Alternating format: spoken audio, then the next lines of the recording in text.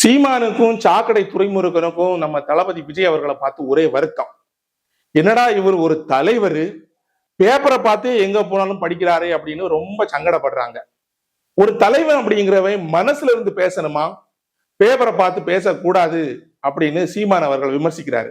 அதே மாதிரி சாக்கடை துறைமுருகன் சொல்றாரு, என்னையா பக்கா மாசு, பேப்பரை பார்த்தே படிச்சுட்டு இருக்காரு, பேப்பரை மறைச்சு புரட்டுறாரு அப்படின்னு சொல்லிட்டு ரொம்ப மோசமா விமர்சிச்சுட்டே வராங்க இவங்க ரெண்டு பேரும். நாம் தமிழர் கட்சிக்கு ஒரு கொள்கை குறிக்கோள் அப்படிங்கிறது எதுவுமே கிடையாது. அவங்க கொள்கை எல்லாம் ஒன்னே ஒண்ணுதான், எந்த ஸ்டேஜ்ல யாருனாலும் விஜயை பத்தி பேசணும், இதுதான் அவங்களோட கொள்கை. சோ அதனால இந்த முட்டாள்களை பத்தி பேசி பிரயோஜனம் இல்லை. நான் பொதுவாக இவங்களை பத்தி பேசுறதே இல்லை. ஏன்னா நாம் தமிழர் கட்சியில வேற எந்த கட்சிக்காரன்ட்ட பேசினாலும், இப்ப திமுக காரன்ட்ட நம்ம பேசணும்னு வச்சுக்கோங்க, ஊழல் உங்க கட்சி செய்யறாங்கன்னு சொன்னா அவன் ஒத்துப்பான், ஆமா செய்யறாங்க அப்படின்னு ஒத்துப்பான். ஆனா நாம் தமிழர் கட்சிகிட்ட போய் நீங்க ஒரு கேள்வி கேட்டீங்கன்னா உடனே என்ன தெரியுமா சொல்லுவாங்க, வரலாறு படி, வரலாறு படி, உனக்கு என்ன தெரியணும். அப்ப நீ வரலாறு படிச்சல, நீ வாயை திறந்து சொல்லு அப்படின்னு கேட்டா சொல்ல மாட்டான், நம்மகிட்ட வரலாறு படிக்க சொல்லுவான். இப்படிப்பட்ட முட்டாள் கூட்டங்கள் நிறைஞ்சதுதான் சீமானோட நாம் தமிழர் கூடாரம். இத கூடாரம் விஜய் அவர்கள் பேப்பரை பார்த்து படிக்கிறத பெரிய பிரச்சனையா சொல்லிட்டு இருக்கு. சோ இதுக்கு விடை என்னன்னா, பேப்பரை பார்த்து படிக்கிறது பெட்டரா இல்ல மனசுல இருந்து பேசுறது பெட்டரா அப்படிங்கிறது தான் நான் இப்ப உங்களுக்கு சொல்ல போறேன். முதல்ல விஜய் அவர்கள் பேசுறதை பத்தி கொஞ்சம் யோசித்து பார்ப்போம். விஜய் அவர்கள் இப்ப நிறைய இடத்துல பேசியிருக்காரு, அதுல நிறைய இடங்கள்ல பேப்பரை பார்த்து தான் படிச்சிருக்காரு. எல்லா இடங்கள்லயும் வச்சுப்போம், கொஞ்சம் கொஞ்சம் தான் மனசுல இருந்து பேசுவாரு, அடுத்து பேப்பரை பார்த்து படிப்பாரு. சோ இந்த பேப்பரை பார்த்து படிக்கும் போது என்னெல்லாம் பேசுறாரு அப்படிங்கிறத நீங்க குறிப்பா கவனிக்கணும். ஒரு இடத்துல போறாரு விஜய் அப்படின்னா, குறிப்பா திமுக கட்சி செய்யற சதிகள், திமுக செய்யற அந்த அவதூறுகளை பத்தி விஜய் அவர்கள் பேசுவாரு. அதுக்கப்புறமா அந்த இடத்துல மக்களுக்கு இருக்கிற பிரச்சனை பத்தி பேசுவாரு. அந்த இடத்துல மட்டும் இல்லாம தமிழகம் முழுவதும் மக்களுக்கு என்னெல்லாம் பிரச்சனை இருக்கு அப்படிங்கிறத பேசுவாரு. அதுக்கு அடுத்ததா இந்த பிரச்சனைகளுக்கு, ஆளுங்கட்சியோட பிரச்சனைகளுக்கு தாவேகா எப்படி ஒரு மாற்றா இருக்கும், மக்களுக்கு எப்படி நன்மை செய்ய முடியும் அப்படிங்கிற திட்டங்களை பத்தி படிப்பாரு. நாங்க என்ன செய்ய போறோம் அப்படிங்கிற வாக்குறுதிகளை பத்தி படிப்பாரு. இதெல்லாம் பார்த்து தான் படிப்பாரு.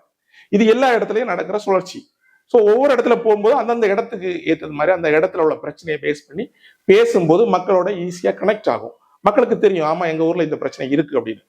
ஆனா இந்த நாம் தமிழர் கூமுட்ட கூடாரம் இருக்குல்ல, சாக்கடை துறைமுருகன் எல்லாம் இருக்கானுங்கல்ல, இவனுங்க பேசுற வீடியோவை எடுத்து நீங்க பாருங்க. எவ்வளவு வீடியோ வேணாலும் இவங்க பேசுனதை எடுத்து பாருங்க, எந்த இடத்துல பேசுன வேணாலும் பாருங்க. இவங்க பேசுறது எப்பவுமே ஒரே பேட்டர்ன் தான். அதுல இருந்து இங்கேயும் போக மாட்டாங்க, இங்கேயும் போக மாட்டாங்க. எப்படின்னா, இவங்க கொஞ்சம் விஷயத்தை எங்க வந்து படிச்சுட்டாங்க, படிச்சு வச்சுட்டு ஒரு கண்டென்ட்டை உருவாக்கிட்டு அதே கண்டென்ட்டை ரிப்பீட் நான் சொல்லும் போது உங்களுக்கு ஈஸியா கனெக்ட் ஆகும். பாருங்க, சீமான் எங்க போனாலும் பேசுற விஷயம், எங்க போனாலும் இது இருக்கும். நான் அவன் என்னோட பாட்டேன், நான் அவனோட பேரன், அவன் என் அப்பேன், இவன் எனக்கு ஆத்தா, இந்த மாதிரி சொல்லுவர கேட்டிருக்கீங்க தானே. ரெண்டாவது, ஆடு மாடு கோழி வளர்க்குறவங்க எல்லாம் நான் கவர்மெண்ட் வேலையை ஆக்குவேன், அரசு வேலையை மாத்துவேன், விவசாயம் பண்றவங்களை நான் அரசு வேலையா மாத்துவேன். ஓகே. அடுத்ததா பனைமரத்துல எவ்வளவு பணம் வரும் தெரியுமா, அதை வச்சு எவ்வளவு பிசினஸ் பண்ணலாம், நான் கல் இறக்குவேன், இந்த மாதிரி பேசுவாரு. அடுத்து, நம்ம இயற்கை வளம் வெட்டி எடுக்கிறாங்க அப்படின்னு. எங்க போனாலும் இதே பேட்டர்ன் தான் சீமானோட பேச்சு. ஆனா இப்ப எக்ஸ்ட்ரா ஒன்னு ஆட் ஆயிருக்கு. விஜய் அவர்கள் வந்த பிறகு ஆட் ஆயிருக்கு ஒரே விஷயம், விஜயை பத்தி பேசுறது.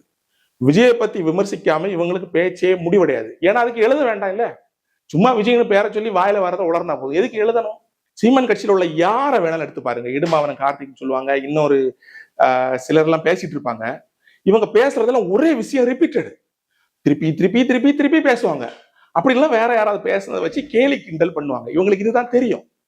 சோ மக்கள் நல்லா புரிஞ்சுக்கணும், நாம் தமிழர் கட்சிக்கு தயவு செய்து உங்க ஓட்டுகளை போட்டு வீணாக்காதீங்க.